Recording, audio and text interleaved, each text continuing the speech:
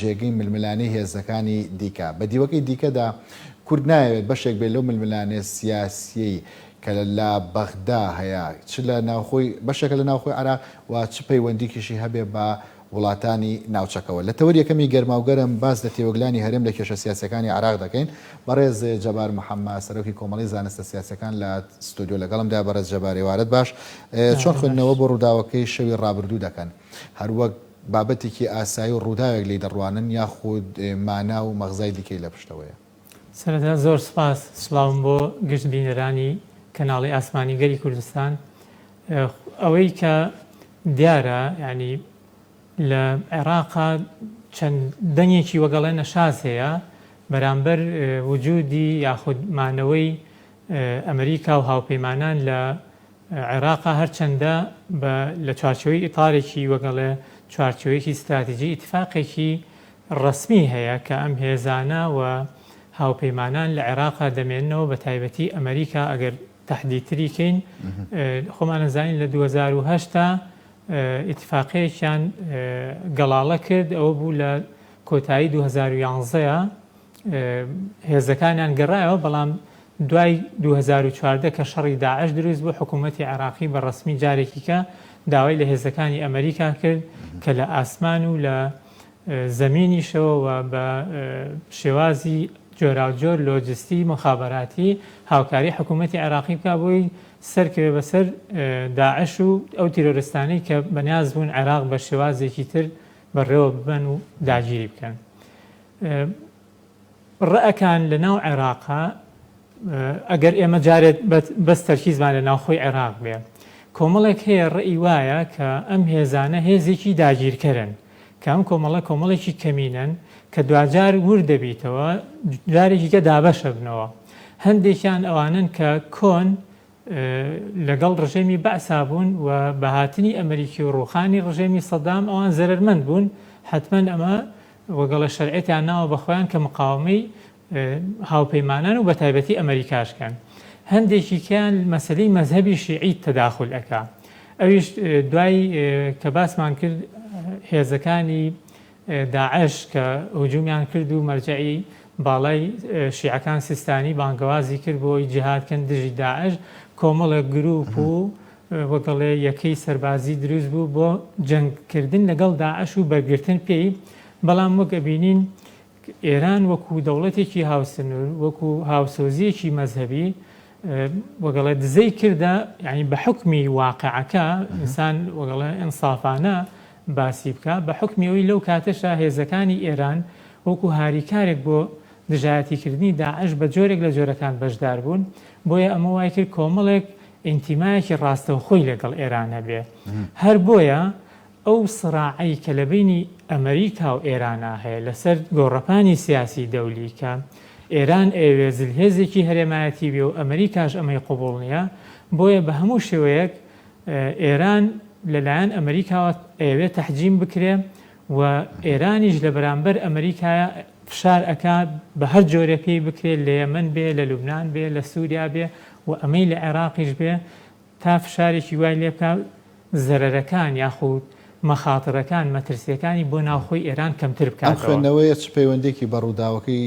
شەوی ڕابردوو یاخود ئەو هێرشەی سەر هەولێرەوە هەیە؟ بەڵێ ئێمە وەک ئەبینین یعنی لە پێشترە ئەگەر زۆر نەگەڕێنەوە بۆ 2006 و مقاومە و باسی ئەم بەروارە تازەی لە دوای 2020 و بە تایبەتی لە دوای سێیەک و کوژرانی هەردوو قیادە سەربازیەکەی هەم حاجی قاسم سلێمانی و فواد مهندس کە مهدی مهندس ببوورە کە ئەمە وەگەڵێت گۆڕانێکی لە عیلاقەی ئێران و ئەمریکا دروست کرد لەسەر گۆڕەپانی عێراقی بۆیە بە ئاشکرا ئێران ئەڵێ من تۆڵەی خۆم ئەکەمەوە و بە ئاشکراش کۆمەڵە گروپی چەکدار هەیە کە وەگەڵێ ئینتیمایان وەلایان بۆ مەرجعی خامنەئی بۆ ئێران وەکو مەسلەیەکی مەذهبی وەکو مەسلەیە کە ئەمریکا بە دوژمن ئەبینن ئەوانیش چوونە ژێرباری ئەوەی بە تایبەتیش سەرۆکی دەستگای حەشدی شەعبیش مستهدەف بوو یعنی ئەم دوو بەرژەوەندەیە یەکی گرتەوە کە بە هەر شێوازێک بێ بینیمان پێشتر ئێران کۆمەڵە ساڕۆخی ئاراستەی عێراق کرد ئەو کاریگەری نەبوو بەڵام لەم دوایانە بە حکمیەوەی ئێستا ئەمریکا سەرقاڵی هەڵبژاردنەکانە حتمما کۆمەڵێک تەسریحات درا لەلایەن ئێرانیەکانەوە کە ئێمە بیرمان نەچووە تۆڵەی قاسم سلێمانی ئەکەینەوە بەو شێوازەی کە پێمان باشە و ئەگونجێ و بیریشمان نەچێت لە ساڵی 2019 جوڵەیەک لە شەقامی عێراقیە دروست بوو کە بە ئاراستەی ئەوە بوو تائیفی ڕەت کاتەوە ئەمەش جۆرێک لە جۆرەکان یعنی وەگەڵێ بەرتەسکردنەوەی جوڵەی ئەو هێزە سیاسیانەیە کە لە شەقامی عێراقیە واناو ئەبرێن کە سەر بە دەوڵەتێکی ئەقلیمین بۆیە سەرکەوتنی ئەم ڕەوتە خەتەر لەسەر ئەوان و بەرژەوەندەکانیان دروستەکە و کورتکردنەوەی دەستی دەرەکیش بە جۆرێک لە جۆرەکان بەرتەس کاتەوە بە هەر شێوەیەک بێ کۆماری ئیسلامی ئێران و ئەو گروپانەشی کە منتەمین لەگەڵ کۆماری ئیسلامی ئێرانە هەموو فشارەکانیان وەگەڵە تون کردوتەوە وەک چواردەورگرتنی سەفارەتی ئەمریکی لە پێشوودا و بە ئاسانی خۆیان کرد بە ناوچەی سەوزە دوای ئەوەی کە حکوومەتی بەڕێز عادل عەبدولمەهدی ناچار و فشاریان لەسەر کرد دەست لە کارکێشانەوەی کرد ئێستا مستەفا کاظمی بە جۆرێک لە جۆرەکان ئەمریکا گڵۆپی سەوزی پێدا کە چەک لە دەستی دەوڵەتە چوارچەوەی پێبدا کارچەنە لە ڕووی قانونیە وایە بەڵام کۆمەڵە فەسائیلی تر کۆمەڵە گروپی تر هەیە لە دەرەوەی یعنی ئەتوانین بڵین بە ڕۆژ لەژێر چەتی وەگەڵێ هێزە سەربازەکانی عێراقیان بەڵام بە شەو ئەبن بە جۆرێک لە مقاومە و سەڵاریخ و تۆ پێت وایە ئەمە درێژکراوەی هێرشەکانی سەرباز لۆسخانەی ئەمریکا لە بەغدا پەیامێکی یعنی من وای ئەخوێنمەوە پەیامێکی زۆر ڕوونە کاتێکە سەفارەتی ئەمریکی دەنگۆی ئەوەی کە لە بەغدا ئەکشێتەوە و جۆرێک لە مستەمسەکات و فەرمانبەران و ئەوانەی کە گرنگە بە پێی دەنگۆکان یعنی تا ئێستا من یەقینم نییە کەوابێ بە پێی دەنگۆکان هاتبێتە هەولێر من وای ئەبینم ئەمە پەیامێکە یعنی ئەوانەی کە لە پشتی ساڕوخەکانی بەغدادەوەن کە ئەگیرێتە سەفارەتی ئەمریکی و لغم بۆ بواری لۆجستی هێزەکانی هاوپەیماناندانێن پەیامێکە ئەیدەن بە گوێی هەرێمی کوردستان و بە گوێی ئەمریکیەکانیشە ئەڵەن ئەگەر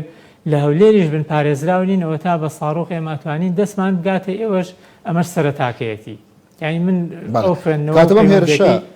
بەڵێ بەم هێرشە هەرێمی کوردستان لە ڕووداوەکان و ململانەکانی بەغدا تێوە دەگلێ خۆی ئەمە مادەم هەر بەشێکی لە عێراق هەر جوڵەیەک لە هەر شوێنێکی عێراق بێ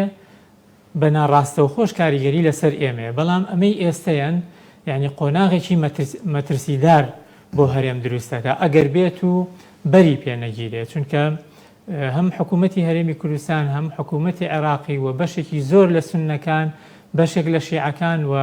خۆشمان وەک هەرێمی کوردستان لەگەڵ ئەوان کە هێزەکانی هاوپەیمانان مانەوەیان لە ئێرە کاریگەری و ینی بەرژەوەندی هەموو عێراقی تایە بۆیە ئەکرێ ئەم هاو ئاهەنگیە تۆختر کرێتەوە مەشاکیلەکان وردە وردە لە بینی هەرێم و لە بینی دەسەڵاتی ناوەندیە بە شێوەیەک لە شێوەکان چارەسەر بکرێت تا پەرژێنە سەر ئەوەی ئەو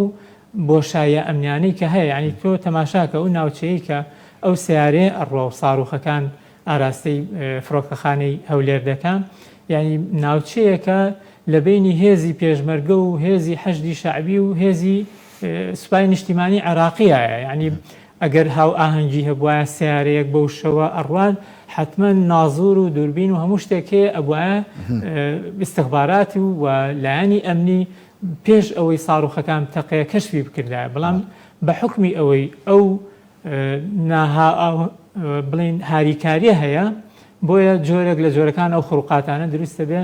من پێم وایە هەموو جوڵەیەکی لەم جۆرە کاریگەری ڕاستەخۆی لەسەر هەرێمی کوردستان دروستە بێ و هەر حەدەسێکی سیاسی لە عێراقا هەبێ ئێمەش مادەم بەشێکین ئێمەشی تێوە ئەگلین بەڕێزەبار بە فراوانتر تەماشای بکەیت چ ئامانجێک هەیە ینی لە تێوەگلانی هەرێمی کوردستان لە وها بارودۆخێکدا ئەگەر پرسەکانی بەغدا کێشم ململانەکان لە بەغدا ڕاستەخۆیان ناڕاستەخۆ کاریگەریان لەسەر هەرێمی کوردستان هەبێ بابەتێکی دیکە بووە بەڵام ئەم جارە هێرشی موشکی بووە ئەمەیان چۆن نەخوێنرێتەوە خۆی ئەمە ئەوە ینی من پێشتر ئاماژەم پێدا ئەگەر گەڕانەوەی سەفارەتی ئەمریکی بۆ هەولێر و بۆ ئەو بنکە سەربازی لە نزیک حەریدا مانای ئەوە بێت لەوێ پارێزراوترن ئەوە دژەکان ئەڵێن نەخێر ئەوێ پارێزراو نییە بۆیە هەرێمی کوردستانیش ینی بە جۆرێک لە جۆرەکان مستەهدەفە بێ بەوەی کە هێزێک یا گروپێک یا تەوەجوهێک هەیە یا هێزێکی هەرێمایەتی هەیە. ئێمە بیرمان نەچێت لەم کۆتایشە وەزیری دەرەوەی عێراقی سەردانی کۆماری ئیسلامی ئێرانی کردبوو، ینی چاودێران وای دەخوێنەوە کە وەکو ینی ڕجاکردنی ڕجای کردبێ کە ئەو گروپە چەکدارانەی خۆتان تۆزێ زەبتکەن و ئێمە لە مووقفێکی محریجان عێراق چونکە باری ئابووری داتەپیوە و باری سیاسی جۆرە ناسەقامگیری پێوەیە کە کەس حەسوودی پێ نابە. بۆیە ینی بە سەریحی عیبارە ڕوحانی وتبووی بوونی هێزی ئەمریکا لەم ناوچەیە مەترسیە، یعنی جۆرێک لە ئاماژەدانە کە قابلی قبول نییە هێزی ئەمریکا لێرە. بۆیە من ئەیجەرمەوە بەوەی سڕاعە دەولێکە کێشەکانی بینی ئەمریکا و ئێران ناخۆشبەختانە عێراق خەریکە ئەبێتە گۆڕەپانێکی فەرمی یەکلاکردنەوەی کێشەکانن و بەداخەوە لە وەتەری مەزهەبیەوە ئێران توانیوێتی کاریگەری زۆر دروستکە لە ناو عێراقا جگە لەوەی لە ڕووی سیاسیشەوە هەژمونێکی زۆر کاریگەری هەیە، بەڵام لە ڕووی سەربازی و لە ڕووی ئەو هێرشانەی کە هەیە ئەگەر بە ناڕاستە و خۆش بێ کاریگەریەکانی کۆماری ئیسلامی ئێرانە کە ئەم ئاراستەیە بەو شێوەیە ئەبا ئەویش بۆ کێشە دروستکردن بۆ هێزەکانی ئەمریکا کە نەیان پەرژێتە ئەوەی کە بچنە عومقی ئێرانیەوە. بە دیوێکی دیکە یەک لە خوێندنەوەکانەوەیە باس لەوە دەکا کە ئێران ئامانجێتی کە جۆرێک لە دڵە ڕاوکێ بۆ هێزەکانی ئەمریکا دروستکە لە هەر شوێنێک بوو بە تایبەت لە عێراق و خۆدا ماژە پێدا، چونکە لە مانگی داهاتووە هەڵبژاردننی سەرۆکایەتی کرێت لە ئەمریکا و بە تێڕوانینی ئێرانیەکان ترامپ مەترسیە لەسەر داهاتووی ئێران. ئەمان دەکرێت وەکو خوێندنەوەیەک تەماشای بکەین و وا تەماشای بکەین کە ئەم هێرشانە کاتین تا کاتی هەڵبژاردن.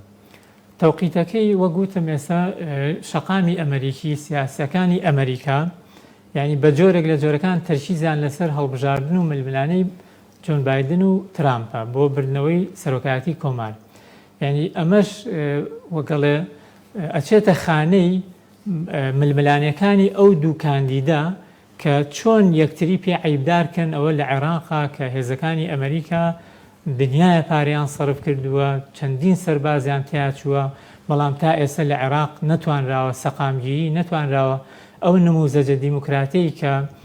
ئەمریکا و لە سیستمی نوێی جیهانیە بانگەشی بۆ کرا کە ئەم ناوچەیە پێویستە لە ڕووی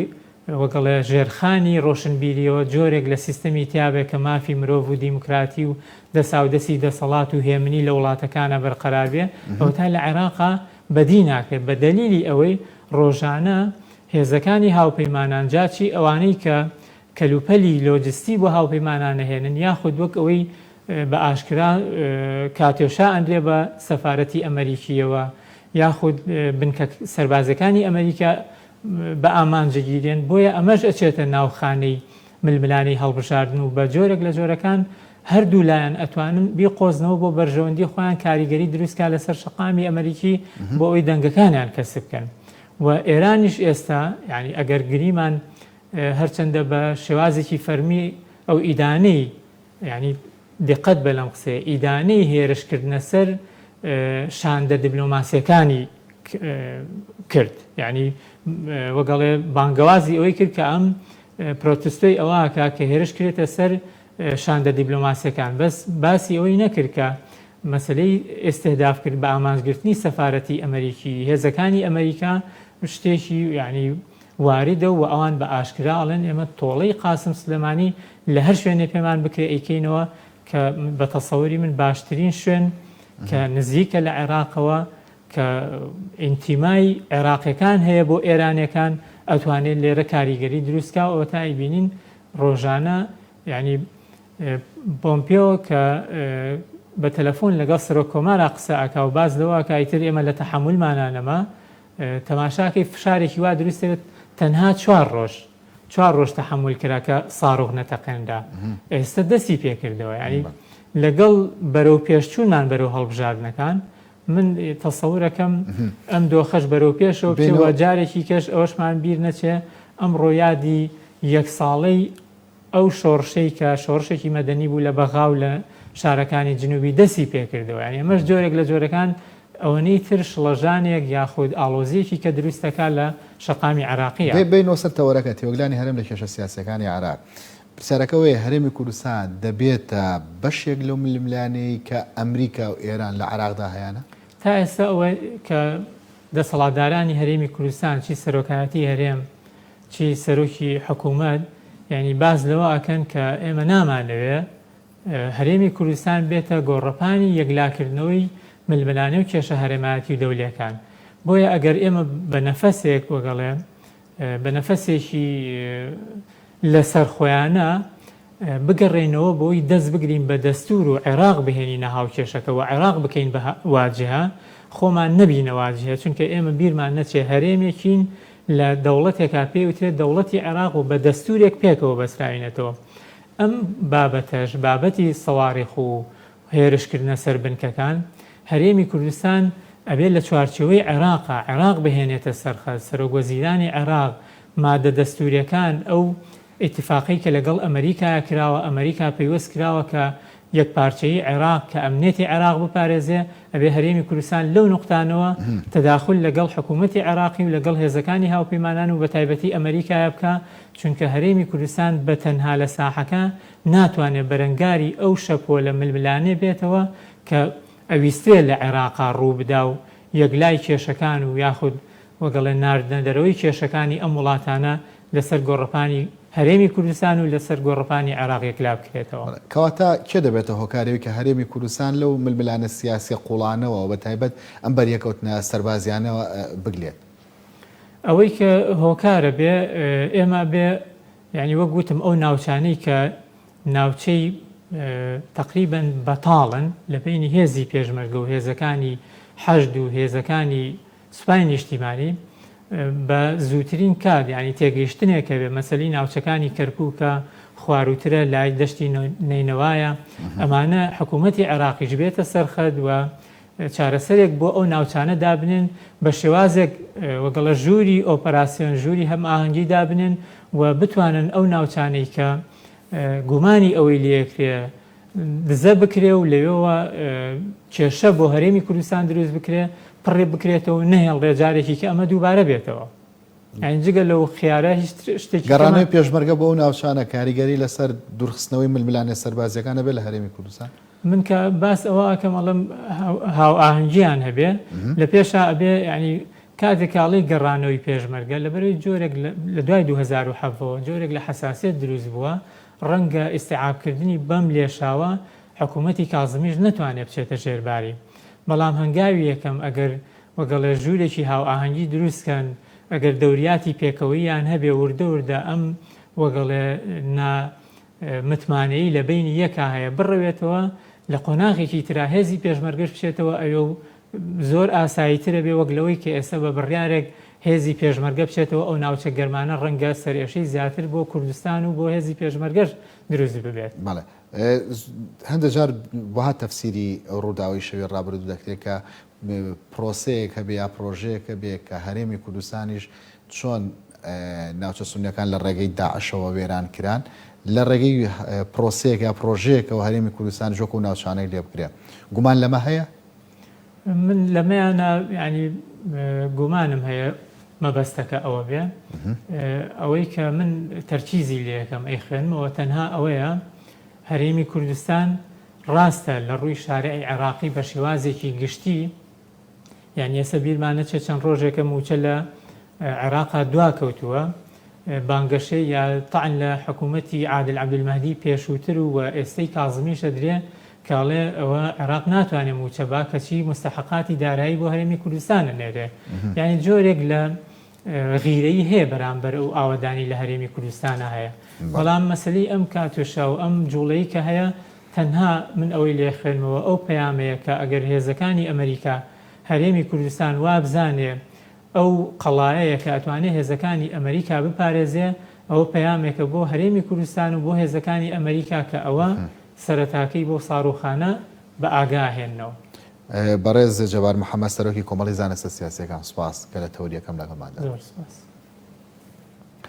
ناوبڕێک وەرەگرین و تەوەری دۆم دەست پێ دەکات لەگەڵماندا بمێنەوە.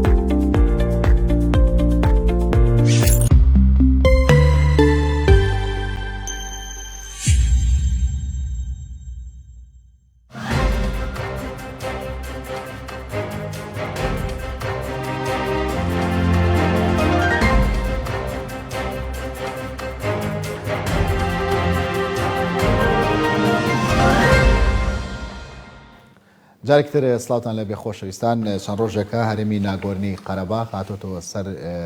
زار و هاتۆتەوە سەر شانووی سیاسی لە ناوچەکەدا. ئەم جارە جیاواز لە ڕابردوو هەر زوو هاوپەیمانانی ئەرمینیاش و ئازربایجانیش دەرکەوتون. لێکدانەوەی جیاواز بۆ سەرهەڵدانەوەی ململانەکانی هەرێمی ناگۆرنی قەرەباغ دەکرێت. هەندێک پێیان وایە درێژکراوەی ململانەکانی ڕابردووە، هەندێک پێیان وایە گۆڕینی سنتەر و شوێنی ململانەکانە کە لە ڕۆژهەڵاتی ناوەڕاستدا هەن بۆ شوێن و ناوچەی دیکە سەریان کێشاوە. هەندێکی دیکەوە های دەبینن کە بەرتەسکردنەوەی ئەو پەلوپۆیە کە هەندێک لە وڵاتانی ناوچەکە ناویانە بە تایبەت لە دژی جزلهێزەکانی وەکو ئەمریکا و وڵاتانی ڕۆژئاوا. هەرچۆنێک بێت لە تەوەری دووەمی گەرماوگەرم باس لە بەریەکەوتنی بەرژەوەندەکانەکەین لە ناگۆرنی قەرەباغ. بەڕێز سابیر عەبدوڵڵا وەکو سەرنووسەری گۆڤاری ئایدیا دیبلۆماتیک لە ستۆدیۆ لەگەڵمدا. بەڕێز سابیر بەخێر بیت. لۆ دەست پێ دەکەین بۆچی لە ئێستا جارێکی دیکە ململانەکانی ناگۆرنی قەرەباغ سەر هەڵدەداتەوە؟ زۆر سپاس کاگە سەفڵان دەرفەتە. بەدڵنیایەوە قەیرانی هەرێمی ناگۆرنی قەرەباغ قەیرانێکی ڕۆچووە لە مێژووایە، ئەنی لە مێژووەکی نزیک کاتاڕە دەیەتوانن بە سێ قۆناغ وێنای بکەین. ئەو قۆناغانە توانین بڵێن قۆناغی شەڕی جیهانی یەکەم لە ساڵی 1914 بۆ 1980 و تا 1920 دروستبوونی یەکێتی سۆڤێت. لەم قۆناغەیە تەبەن ئەو ململانەیە هەبوو، بەڵام تازەکە با بڵێن ژینۆسایدی ئەرمەنەکان لەسەر دەستی دەوڵەتی عوسمانی و ئەو کوشتارگەلەی کە لەو ناوچەیە ڕوویدا بە تایبەتی لە ئەرمینیا زیاتر ئەم قەیرانە لەو کاتەیە زەق بۆتەوەوە بووە جۆرێک لە ناحەزی و لە دوژمنایەتی لە نێوان دەوڵەتی عوسمانی و کاتە سەردەمی سوڵتان عەبدولحەمید و دوای خەیری پاشا و جەمال پاشا و دواتریش کە گەیشتە دامەزرێنەری کۆماری تورکیا لە ساڵی 1923 لە سەردەمی مستەفا کەمال ئەتاتورک ئەم کێشە و قەیران ململانی لەسەر ئەو ناوچانە بە تایبەتی ناوچەی قەوقاز زیاتر کە تورکیا فراوانخوازی و پێشڕەوی ئەکردبەوەی کە بە جۆرە جۆرەکان بۆ ینی دوای ئەوەی کە ڕووی کردە خۆرهەڵات با بڵێن وڵاتانی عەرەبی و دوورگەی عەرەبی و مەغریبی عەرەبی کە ساڵانێکی زۆر ینی ئەتوانین بڵێن لە تقریبن 400 ساڵێک حکومی ئەو ناوچانەی کرد. دوایی ڕووی وەرجێڕا وەکو خواستە فراوانخوازیەکەی ئەوانە بەرەو خۆرهەڵاتی ئەوروپا و بەرەو خۆرئاوە بە شێوەیەکی گشتی. ئەجا لەو نێوەندەیە تورکیا وەکو کارکتەرێکی بەهێز لەو کاتەشا دوای هەڵۆژانەوە هەڵۆژانی دەوڵەتی عوسمانی دەوڵەتیشی گەورە و خاوەن پێگە و ئەزل هێز بوو لە ناوچەکەیە. دوای هەڵۆژانەوەشی دیسانەوە دامەزرێنی کۆماری تورکیا لە ساڵی 1923 هەست ینی خواستی فراوانخوازی و با بڵێن دوژمنکاری بەرامبەر وڵاتانی دەوروبەر بە تایبەتی بولغاریا، هەنگاریا، ڕۆمانیا هەروێتەوە ئەم هەرێمی ناگۆرنی قەرەباغ ینی با بڵێن ئەرمینیا، ئازربایجان لەو کاتانەیە کە هێرم، بەڵام زیاتر هێزی یەکێتی سۆڤێت لەو کاتەیە کە دەوڵەتێکی تازە دامەزراوە بوو و دەوڵەتێکی کۆمونیستی چەپ ینی بە تەواوی کۆنتترۆلی ناوچەکانی خۆی کردبووانە لە زمنیە کۆمارەکانی با بڵێن بێشێتی سۆڤێت کە با بڵێن ئەرمینیا و کۆماری ئازربایجانیش دوان لەو ینی کۆمارانن ئەم نەتەوانەی کە لەوێ ژیاون و لەوێ هەمیشە هەستی نەتەوەییان و هەستی ئازادی خوازی و ژیابوونەوەیان هەر هەبووانە، بەڵام بە حکومیەوەی کە جلهێزێکی وەکو یەکێتی سۆڤێتی جاران ئەوگە بە هێزێکی تۆتالیتاری ینی ئەسکەرتاری زاڵ بوو بەسەر هەموو نەتەوەکانە بەبێ جیاوازی لەو ناوچانەیە وای کرد کە هەموو پرۆژەیەکی سربەخۆی و هەموو پرۆژێکی نەتەوەی و هەموو پرۆژێکی جیابوونەوە و بوون بە دەوڵەت و خواستی تەنانەت مافی خودمختاری ئۆتۆنۆمیش زیاتر ڕێگە پێ نەدرابووانە، بەڵام قۆناغ بە قۆناغ لە دوای بزات لە دوای کۆتایەتنی جەنگی جیهانی دووەم زیاتر ئەو کۆمارانە جۆرێک لە خودمختاری و خۆبەڕێوەریوایان پێدرا، بەڵام هێشتا سەربەخۆ نەبوون. سەربەخۆبوونی ئەم کۆمارانە لە 25 یاری ساڵی 1991 دوای هەڵۆژانەوەی یەکێتی سۆڤێت دەستی پێکرد و دوای 3 ڕۆژ با بڵێن لە ڕاگەیاندنی سەربەخۆیی کۆماری ئەرمینیا و کۆماری ئازربایجان ململانێکی سەخت دەستی پێکرد لەسەر هەرێمی ناگۆرنی قەرەباغ، کێشە لەسەر کە هەتا ئەم دەخێش بەردەوامە و ململانەیە. بۆچی ئێستا جارێکی دیکە ململانەیە سەر هەڵدەداتەوە پرسیارەکەم زیاتر بۆ ینی لەو مێژووی کە لە دوای 91ەوە باسیکەی تا 2020 ئەم بابەتە وەستێنراوە یاخود هەڵچوونێکی هەبووە گرژیەکیان نەبووە خاو بۆ تۆ بەڵام ئێستا جارێکی دیکە سەری هەڵدایەوە. بەڕێی من زیاتر لەوانەیە هێزە بەشەرهاتوەکان با بڵێن وەکو کۆماری ئەرمینیا و کۆماری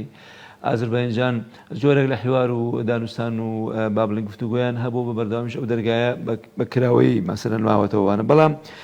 زیاتر کاریگەری وڵاتە هەرێمەکان ینی هەرێمەکان ئەزل هێزە هەرێمەکانی وەکو تورکیا وەکو ئێران تەنانەت ئیسرائیل بەجیا لەوانیش یەکێتی ئەوروپا ئەجا وڵاتی یەکگرتووەکانی ئەمریکا ینی رووسیا بە پلەی یەکەم زۆر کاریگەری لەسەر هەردوو کۆمارەکە زۆر هەیە سەر هەڵدانەوەی ململانەکان و ئاڵۆزیەکان و گرژەکان ئەوەیە کە ئەم یعنی قەیرانە بۆ خۆی هەمیشە قەیرانێکی کراوەیە قومبلەیەکی بۆمبێکی تەبقیت کراوە ئەوانە لە هەر دەقەیەک دەستی بۆ برێ تەقێتەوە ینی زیاتر دەتوانین بڵێن لە قۆناغی دوایی ئەڕۆژانەوەی یەکێتی سۆڤێت زیاتر ئەم ململانێ ینی گەرج و ئاڵۆزیانە سەر ئەم هەرێمە دەوڵەمەنە بە نەوت و بە غازی سروشتی زیاتر ینی لەسەر بەرژەوەندی ئابووریە ینی گەرج و ئاڵۆزیەکان و زۆر دەوڵەتیش با بڵێن لەوانەیە کە وەکوتم کارێکتەرە هەرێمیەکان و نێودەوڵەتەکان چاویان بڕیوەتە با بڵێن سەرەوت و سامان و با بڵێن ئەو پێگە ئابووریەی کە ئەو ناوچەی هەیەی لە ناوچەی قەوقاز کە هەچە ناوچەیەکی سەخت و شاخاوی و ئەوەیە بەڵام ناوچەیەکی زۆر با بڵێن بڕفێن و لەلایەنی گەشت و گوزاری و لایەنی پێگەی ئابووری و توانای ینی چۆنەڵی سەرچاوە سروشتیەکانی زۆرە لەبەرەوە بە زۆرەکان بۆتە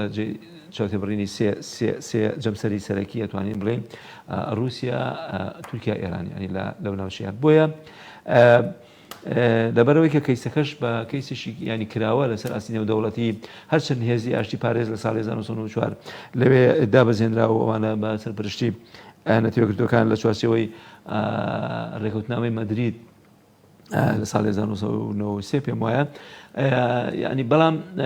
بە جۆرەکان ینی کپیەک و دامرکانەوەیەک لە ناوچەکە ڕوویاوانە بەڵام لە قۆناغی ینی نێوان ساڵی 1994 شەڕەشی خوێناوی سەخت بەرپا بوو لە نێوانیانە کە ماوەیەکی زۆر کورد بوو دوای ڕاگانی سەربەخۆیەوانە و ئەم هەرێمەش وەکو کۆماری سووری ینی زیاتر ناونرا ئەوانش ویستیان بیکەنە ئەزمونێکی سەربەخۆ ینی خەڵکی ئەوەیە کە زۆربیان بەڕێگەز ئەرمەنین هەرێمی ناگۆرنی قەرەباغ ویستیان سەربەخۆی کۆمارە ڕابگەن بەڵام ئەم خەونە لەبار برا بۆیە شەڕەشی خوێنەوە ینی خوێناوی دروست بوو کە زیاتر لە 30,000 کەس کوژران جگەل لە رووسیا و ئێران و تورکیا کە ئاماژەت پێدان هێزی دیکە هەیە کە بەرژەوەندی هەبێت لە ململانەیە کە لە ناگۆرنی قەرەباغێ و بە تایبەت لە نێوان ئازربایجان و ئەرمینیا بە دڵیاییەوە هەیە توانین بڵێن ئێستا وڵاتە یەکگرتووەکانی ئەمریکا ڕۆلی وەساتە و نیوەنگیری ینی ئەبینێت لە وینە بەڵام بە دیوێکی تر لە دیوە ئەستراتیژی و ئەمنیەکەی و دیوە ئابوووریەکەی ینی سێرکەی سێرەکەی ئەمریکا هەمیشە ڕۆڵێکی با بڵێن پشت پەردە ئەبینێ لەوەیە کە ئەم ینی قەیرانە زیاتر یەک لای بێتەوە لە بەرژەوەندی ئەرمینیا ینی با بڵێن بۆیە زیاتر کەیسی کۆمەڵکوژی و جینۆسایدی ئەرمەنیەکان ئەزوڵێن هەندێک جار ئەمریکا لەسەر ئاستی مەحفەل لە نێودەوڵەتیەکان لە نەتەوەیەکردەکان لە کۆمسیۆنی بەڵای مافەکانی مرۆڤ لە دادگای لاهای لە هەموو ئەو مەحفەل لە نێودەوڵەتیانە ینی ئەمریکا و یەکێتی ئەوروپا وڵاتانی هاوپەیمانی با بڵێن ئەمریکا لە جەمسەری خۆرئاوایی ئەیانەوێ بە بەردەوامی ئەم کەیسە ینی بە نێودەوڵەتی بکەن کەیسی جینۆسایدی ئەرمەنەکان لە ساڵانی 1913 14 15 تا 1916 ئەمە کە لەسەر دەستی دەوڵەتی عوسمانی ینی قڕکردن و جینۆسایدێکی ڕادەبەدەر کە وەکو خۆیان باسەکەن بە حدودی ملیۆن تا ملیۆن و 300 تا ملیۆن و نوێکش باسەکەن کە خەڵکی ئەرمینیا لەو قەتڵعامەیە تیاچووە و ینی خوێن ڕژاوی سەرش داوای قەرەبوو لە تورکیاکەنەوەوانە ئەم کەیسەش کەسێکی کراوەیە زیاتر تورکیاش بۆیە ململانەکان زەقەکاتەوە لە بەرامبەر ئەرمینیاوەنەوە پشتیوانێکی سەرسەختی باکۆیە با بڵێن کە کۆماری ئازەربایجان هەر ئەچێتە ئەو ینی خانەیەوە کە زیاتر بۆیە پشتیوانی ئازەربایجانەکە لە ڕووی دامی لۆجستی و سەربازی و چەک و جبەخانە و ئەوانە بۆی کە ئەرمینیا ینی بوو بە ئازەربایجان زاڵ بێ بەسەر ئەرمینیا بۆی کە ئەو کەیسەش بە زۆرەکان لاواز بێ ینی لەسەر ئاسی نێودەوڵەتی. بەڵێ پێشتا ماژت بۆدا کە ئەو فراوانخوازی کە دەوڵەتی عوسمانی هەیبووە چاڕوان ناکری ئێساش کە ئەم فراوانخوازی کە کۆماری نوێی تورکیا هەیەی هەمان سینناریۆ بێ لە بەرگێکی دیکەدا وێستا لە وڵاتانی جیانبیان هەوێ سنوورێک بۆ ئەم پاوانخوازی و دەسەڵات فراوانکردنی تورکیا دابرێت هەنی لە ڕۆژهەڵاتی ناوەڕاست بینیمان لە لیبیا جۆرێک لە هێڵێکیان بۆ دانابێت لە گەڕابێتەوە بەرەو ئەرمینیا و ئازەربایجان وانە لێشەوە هێڵێکی دیکە دابنێتەوە. بە دنیا و تورکیا لە ئێستاە لە چوارچەوەی ینی سیاسەتی گشتی و استراتیژێتی گشتی ئاکپارتیە یعنی بە جۆرە جەرەکان هەستەکەی دەستێوەدان و تەداخلاتی زۆرە لە هەندێک کەیسی ناوچەی عەرەبی و هەندێک کەیسی تری ناوچەی خۆڵاتی ناوڕاست بە شێوەیەکی گشتی و خۆڵاتی ئەوروپاش بە شێوەیەکی تایبەتی با بڵێن کە زیاتر ئەم کەیسە ئێستای ناوەڕاستی قەرەباغ ئەچێتە ئەو خانەیەوە کە تورکیا زۆر هەوڵەیە لەو با بڵێن قەیرانەیە پێگە و ڕۆڵ و کاریگەریشی هەبێت بە ئومێدی ئەوەی کە تای ترازوی هێز بەلای ئازەربایجانە بشکێتەوە لەسەر ئاستی جەبهەوی با بڵێن بەرەی سەربازی کە زیاتر بەژۆندەکانی خۆی لەوێ بینێتەوە لە هەم لە ڕووی سیاسی هەم لە ڕووی ئابووری و لە ڕووی با بڵێن ئەوەی کە زیاتر ئتنی و کولتوری و دینیش با بڵێن لەبەرەوەی خەڵکی ئازەربایجان خۆیان بە ڕەگەز ینی تورکن و لە ڕووی دینی و ئیسلامن و لە ڕووی کللتوریشەوە و کۆمەڵایەتیشەوە تێکەڵاوێکی زۆریان هەیە لەگەڵ گەلی تورکیا بۆیە ینی تورکیا زۆر بە زەقی و بە دیاری لەبەر چاو ینی هەوڵەدا کە لەم قەیرانەیە ئەسپی خۆی تاوبەوە زۆر کاریگەری هەبێ و پێگەیشی گەورەی هەبێ لەمەیە و لێرەشە زیاتر رووسیا زۆر با بڵێن دژایەتیەکە و ناهێڵێت کە تورکیا زیاتر لەو سنوورێکە بۆی دانراوە زیاتر بڕوە بەڵام لە پاڵیشیا ئێران دیسانەوە ئەمیش کە ئێرانیش لە ڕوانگەی پەرەپێدانی پەیوەندی ئابووری و پەیوەندی کولتوری و پەیوەندی سیاسی لەگەڵ ئەرمینیا زیاتر کە جۆرە جارەکان ئەمیش ئەنی دووبەرەیەک هەیە لە بەرامبەر تورکیا دیسانەوە ئێرانیش نەکەر بەڵکو پشتیوانی ئەرمینیا کات. بەڕێ سابیر ئێران و رووسیا و تورکیا لە پرسی ناوخۆیی سووریا جۆرێک لە هاودەنگی و هاوڕایان هەبوو وەجیا گروپێکیان دروست کرد بوو گروپی سێ کوچکەیە لە سوچی کۆ دەبوونەوە بۆچی لەسەر ئەم پرسەی کە لە ناگۆڕنی قەرەباغ لە نێوان ئازەربایجان و ئەرمینیا هەیە تێڕوانینیان جیاوازە کاریگەری لەسەر پرسی سووریا دروستەکە لە نێوانیاندا بۆ خۆ دەزانی کە یوسف بەڕاستی سیاسەتی نێودەوڵەتی و سیاسەتی هەرێمی و ئەو کارەتەرە سیاسیانەی کە کار لەسەر داڕشتنی استراتیژی گشتی دەوڵەت دەکەن ینی سێرەکەی هەڵوێستیان لە وڵاتەکان کە ئەو دەوڵەتەی ئەوان کاری بووەکەن ینی جۆرێک لە جۆرەکان پێگەیشی هەیە جۆرێک لە استراتیژیەکی جیاوازی هەیە لەگەڵەوەی کە لە وڵاتێکی ترا با بڵێن پەیڕەویەکات لەبەرەوە سێرەکەی ئەو سێ کوشکەی کە باست کرد جەناب لە سووریا کە ئەوان هەماهەنگن و ینی کاری پێکەوەی و تا ڕادەیەک ئەوواکەن ینی کۆمەڵی ئاماژی تریان هەیە بەڵام لە ناگۆڕنی قەرەباغ کۆمەڵی ئاماژی تریان هەیە لەوانەیە دژبەیەک و لە هەندێ بوارە پێچەوانەیەک تریش بن بۆیە زیاتر ینی استراتیژی لۆجیکی استراتیژی دەوڵەتان مەرج نییە گەر لە شوێنێک لەگەڵ چەند کارەتەرێکی تر هاوپەیمان بێ ئەبێ لە شوێنێکی تری جوا بێت بە پێچەوانەوە وانە ئەنی مەتەقی سیاست وان ناڵێ کاریگەری نابێت لەسەر پرسەکەی لە سووریا هەیە بۆ کاریگەری ئەبێت بەڵام لەوانە بڵم ئەوە جۆرێک لە ئەتیفاق و ڕێکەوتنی سیاسی ینی دیکە هەبێت لە نێوانە هێزانەیە وەرە شوێنەکەی تریش لەگەڵ هەندی هاوپەیمانی تر دش بێ لەگەڵ ببوورە لەگەڵ هەندی هاوپەیمانی تر کۆک بێ لەگەڵ هەندێکی تر دش بێکە لە وڵاتێکی تر لە شوێنێکی تر کە بڵێن دەستێوەردانی سەربازی و دەستێوەردانی با بڵێن سیاسی هەیە لەوێ ینی جۆرە لە تەوافق و کۆکبوونی سیاسی هەیە بەڵام لە شوێنێکی تر پێشەوانەیە لەبەرەوە وەکو پێت ئەینی زیاتر ئەوەی کە لە سیاسەتە ئاگوزارەیە ئەوەی کە لە استراتیژی گشتی داڕژراوی دەوڵەتانە ئەنی ئەگوزارێ بە زۆر زۆرەکان پێش هەموو شتێک بیرکردنەوەکە بیرکردنەوەیشی بەرژەوەندخوازی یعنی صرف بەرژەوەندخوازی ئەوانە لەبەرەوە با بڵێن پرۆگرامە سیاسیەکان و بنەما سیاسیەکان پرەنسیپەکان بۆ شێوەیەدا ڕێژرێک کە چەند ئەو پێگۆمەکانەتەی کە ئەو دەوڵەتە لە فلان دەوڵەتی داگیر کراوە یا کە هێزی سەربازی وڵاتەکانی لێ وەک بۆ لە سووریا ئێستا ئەم هەموو هێزە مەسەرەن کۆبەتەوەوانە لەلایەک رووسیا لەلایەک ئێران لەلایەک تورکیا لەلایەک با بڵێن ئەوەی کە پێوتر خۆسەری پێگەی کورد لەوێ لە باکووری خۆرهەڵاتی سووریا و دەوڵەتی سووریاش بە هەمان شێوە وەکو خاوەنی ئەسڵی با بڵێن وڵاتەکە و لەوێشەوە وڵاتانی وەکو قەتەر و ئیمارات و سعودیە ینی ئەمانە هەمووی جۆرێک لە تێگەڵشەشی سیاسی و دووژەمسەرێکی دروست کردووانە هەدێکە و بە شێوەیەک بیر لە بەرژەوەندی خۆیەکە بەڕێز ساویر باسمان لە بەرژەوەندی ئێران رووسیا تورکیا ئەمریکا و تەنانەت ئیسرائیلیش کرد لە ئەم ململانێک کە لە ناگۆڕنی قەرەباغ هەیە وڵاتە ئەوروپیەکان خۆیان ئەجندایەکی دیاریکراویان هەیە بۆ ناگۆڕنی قەرەباغ یاخود بەرژەوەندی ئەوان چۆن دەخوێندرێتەوە لە پرسی ئەو ململانەی کە لە ناگۆڕنی قەرەباغ هەیە من لەو باوەڕێم بەڕاستی پێگەی ناوچەی قەوقاز بە شێوەیەکی گشتی هەر لەسەر ئاستی سیاسیە لەسەر ئاستی ئەمنی لەسەر ئاستی استراتیژی و ژیۆستراتیژیش با بڵێن دایما وا سیرەکرێت کە بە دڵی دنیا ینی دڵی جیهان سیرەکرێت ئەو ناوچەیە ینی لە ڕووی ئەنی پێکهاتە و هەیئەتی سیاسی و جیۆپۆلیتیکی وەکو وتم ینی لەبەرەوە ئەم دەوڵەتانەی کە ئێمە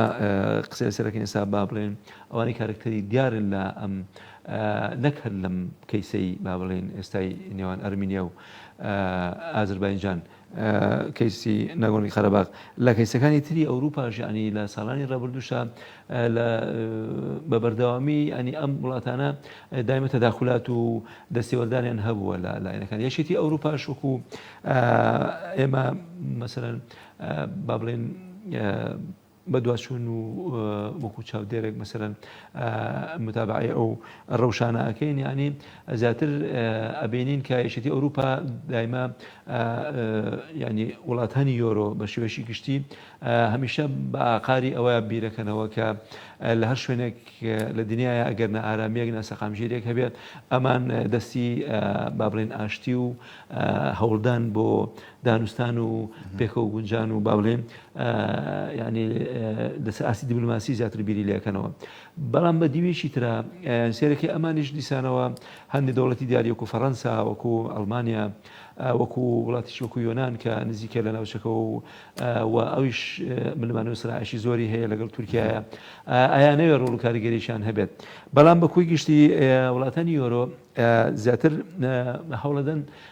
ئەم هێزە ناکۆکانە لەسەر مێزی گفتوگۆ کۆبکەنەوە ئەوانە بگەنە ڕێکەوتن و پێکاتنێک ینی زیاتر بە ئاخاری ئەوەیە کە حەزەکەن لە کۆی ینی کیشوەرەکەیان لە کۆی ئەوروپا و ئاسیا بزات ینی بە تایبەتی ناوچەی با بڵێن قەوقاز جۆرێک لە سەقامژێری و لە ئاشتەوایی هەبێت نەکو شەڕ و زۆر باشە بەڕێ سابیر یعنی دەکرێت دەروەکو بابەتێکی ناوخۆی لە نێوان ئازربایجان و ئەرمینیادا بابەتی هەرێمی ناگۆڕنی قەرەباغ بمێنێتەوە یاخود بێتە بابەتێک هەرێکە بێت لە ئەو دوو وڵاتە یا لەو هەرێمەدا بێتە خاوەنی پرۆژە وەکو سووریای لێ بێت بەڕاستی ئەگەر ئەوان بیرلۆ بکەنەوە ئەگەر ئەو ناوچێش وەکو سووریا لێ بکەن زیاتر دیسانەوە ینی بەرێشی تر لە نەهامەتی و لە ناسەقامژێری و لە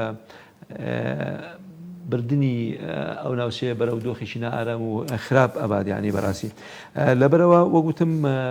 بیرکردنەوەی ئەوان زیاتر بە ئاقاری بیرکردنەوەی لە پچڕینی بەشێک لە بەرژەوەندیەکان ینی زیاتر ئێستا ئەم جەمسەرانە وەگوتم وەکو کۆمەڵێک هێزی هەرێمی و کۆمەڵێک هێزی نێودەوڵەتی زیاتر لەم شەڕی ئێستای ناگۆڕی قەرەباخە با بڵێن باس لە ئاشتی و ئاشتەوایی و لە چارەسەر دیبلۆماسیەکان ئەکەن نەکو چارەسەرە سەربازیەکان بە جۆرە لە جۆرەکان ناتوانین بڵێن ئەمە جۆرێکە لەوەی کە لەسەر ئاستی میدیای نێودەوڵەتی و لەسەر ئاستی پیشاندانی بۆ ڕای گشتی جیهانی وا پیشان من کە ئەمانە دەوڵەتی ئاشتی خوازنەوەانە ئەیانوێت لە ئەوەیە جۆرێک لە سەقامگیری بەرپا بکەن بەڵام وەک گوتم هەندێک دەوڵەت هەیە بەڕاستی ئاگری جەنگەکە خۆشەکات ینی ئێستا مەسەرەن ئەتوانین بڵێن تورکیا ینی بەرژەوەندی چێ لە رووسیا ینی زیاتر بەرژەوەندەکان چێتە خانەیەوەی کە ئاڵوێر و بازرگانی و ئێستا بۆ نمونە ئێران ینی ئێران سێرەکەی ئەرمینیا یەکێکە لە هاوردەکارە سەرشەکانی نەوتی ئێران بە شێوەیەکی هەرزانانی بە بۆری لەوێەوە مەسەرەن ئەڕوات نایەوێ مەسەرەن ئەم منفعەتە ئەم سوودە ئابووری لە دەست بشێەوە مەسەرەن بۆیە پشتیوانی دەکات مەسەرەن تورکیا بە هەمان شێوە چۆن لەگەڵ هەرێمی کوردستان و لەگەڵ عێراق و لەگەڵ ئێرانیش هەروەتەوە بۆ سەر دەریای سپی ناوەڕاستیش ینی سێرەکەی تورکیا پێگەشی بازرگانی و ئاڵوێری و هێنێکی زۆری هەیە ینی بە ملیارات دۆلار مەسەن حسابەکرێوانە ئەوێ لەگەڵ مەسەن ئازربایجان و وڵاتانی تری وەکو ڕۆمانیا و وەکو وڵاتانی هەنگارە و بڵغاریاش ئەو بازرگانیە مەسەن بە بەردەوامی هەبێتوانە ینی ئەوێت ڕێچکەی ئەوە بشکێنەکە دەواازێ بکاتەوە بۆ ئەم با بڵێن پەیوەندی ئابوووریانە لەبەرەوە ینی ئەمە پێمە سێر نەبێ ئەگەر ینی تورکیا زۆر بەزەخی کە ئەم دەستیوەردان تەداخل ئاکات زیاتر ئەچێتە ینی خانەی پاراستنی بە بەرژەوەندیە سیاسی و ئابوووریەکانەوە زیاتر بەڕێز سابیر عەبدوڵڵا سەرنووسەری گۆڤاری ئایدیا دیبلۆماتیک سوپاس کە لەگەڵمانە بوویت سوپاس بۆ جەنابیش سوپاس ئێوەش خواتان لەگەڵ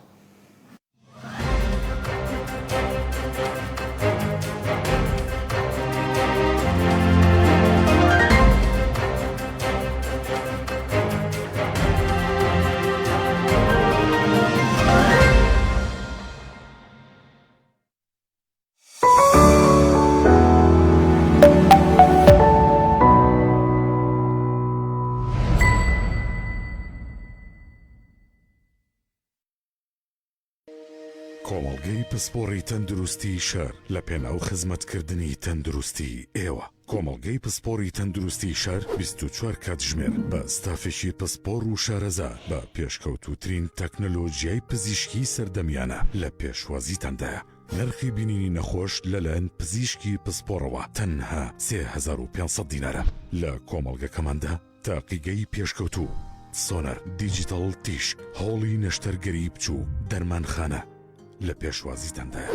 کۆمەڵگاکەمان بۆ مناڵانی شەهید و پێشمەرگە داشکاندنی تایبەتی هەیە بە ڕێژەی لە 140 خەرجیەکان لە کۆی بەشەکاندا و بینینی پزیشکی پسپۆڕ بێبەرامبەر ناونیشان سلێمانی شەقامی بازنەی مەلیک مەحموود بەرامبەر نەخۆشخانەی شار کۆمەڵگەی پسپۆڕی تەندروستی شار لە پێناو خزمەتکردنی تەندروستی ئێوە فەرموو وەرە خواردنێکی خۆشمان هێناوە لەگەڵمان بیخۆ سپاسدانەکەم خواردنی من جیاوازە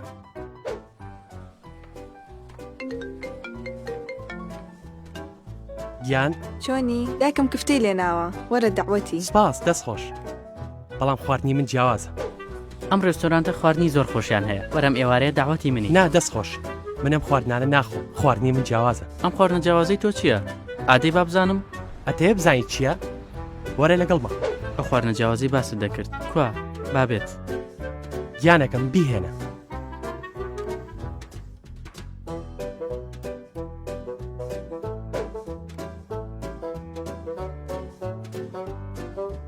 بەڕاستی برنجێکی جیاوازە ئەمە چ برنجێکە؟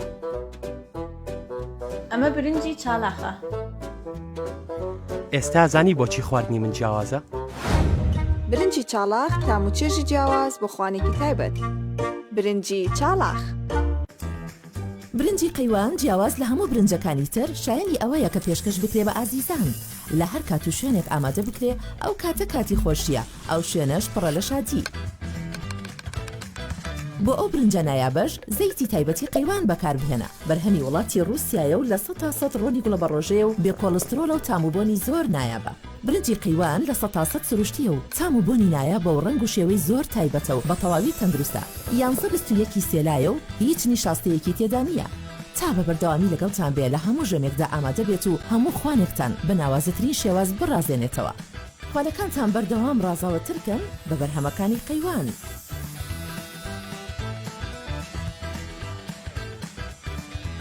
قەیوان خواستی هەمووان.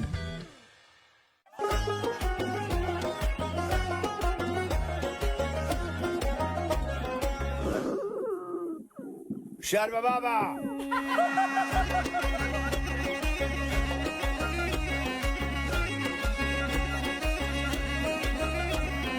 وەی جەنابی شێڵ بوو بەچی خەنە بەندانیەتی میوانە مردن بەسکی برسی خەنە بەندانیەتی بۆم بێنە بەها بڕوم نەچی خەنە بەندانیەتی هەرچی خەڵکەلیە برسی خەنە بەندانیەتی لێنێن برینزی دۆڵفینسی خەنە بەندانیەتی برنجێکە زۆر شەهانە خەنە بەندانیەتی زانیم بەدڵی هەموو تانە خەنە بەندانیەتی بۆنی گەیشتە ئەو کۆڵانە خەنە بەندانیەتی دۆڵفینسیە و بۆ میوانە خەنە بەندانیەتی تامی خۆشی لە ژێردانە خەنە بەندانیەتی دۆڵفینسی باشترینمان بۆ هەڵبژاردن.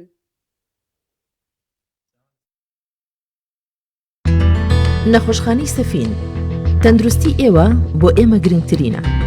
ئێمە هەمیشە ئەم دێڕەمان لە یادە بۆیە یەکێک لە سەردەمیانەترین و باشترین نەخۆش